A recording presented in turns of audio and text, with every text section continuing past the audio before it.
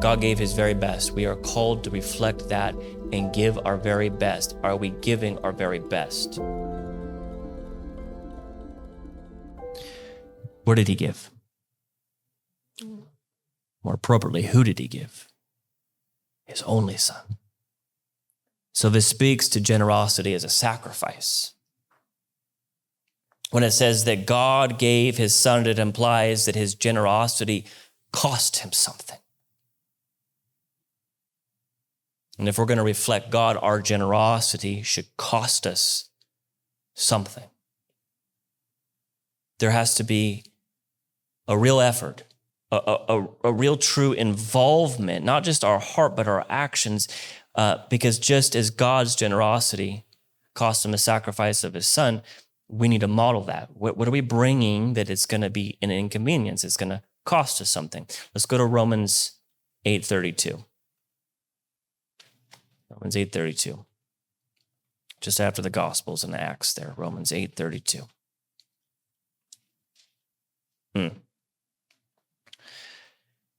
It says this, he who did not spare his own son, but gave him up for us all, how will he not also with him graciously give us all things?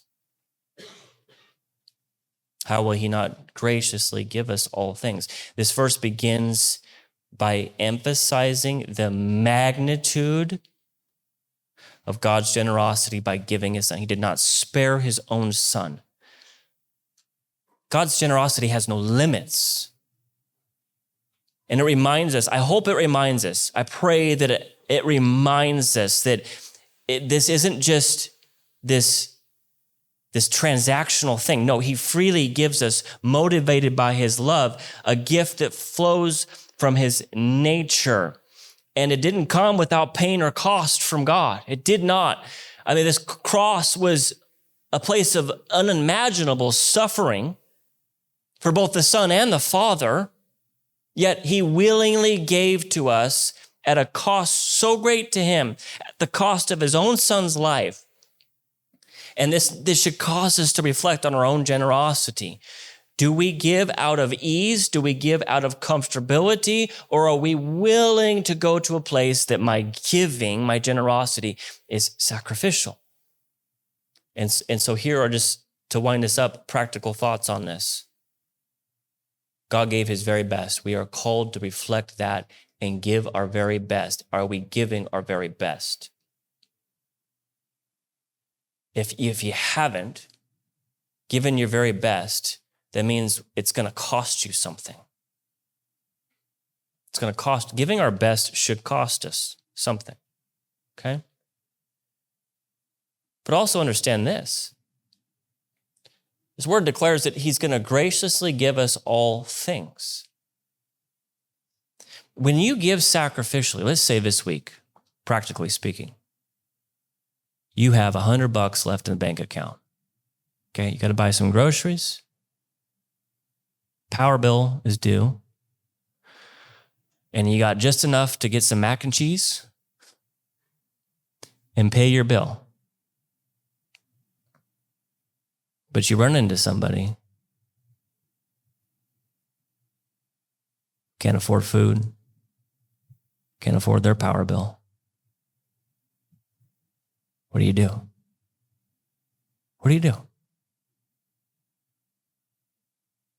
If we truly understood God's word that says he will graciously give us all things, and if we truly understand that God's generosity is sacrificial and we are to mimic and reflect and live out that sacrificial living, we'll understand that if I give out a sacrifice and I truly do trust him that he graciously is going to give all things, that he will supply my needs.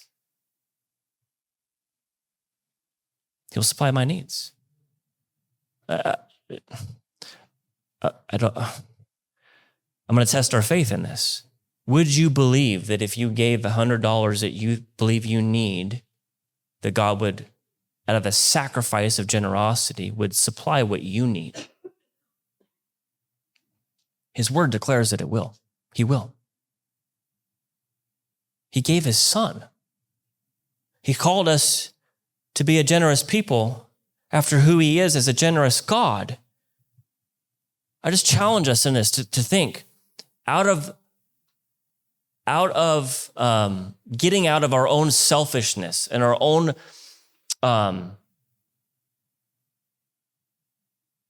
what's the word I'm looking for? Our own protection, like protecting ourselves, saving ourselves.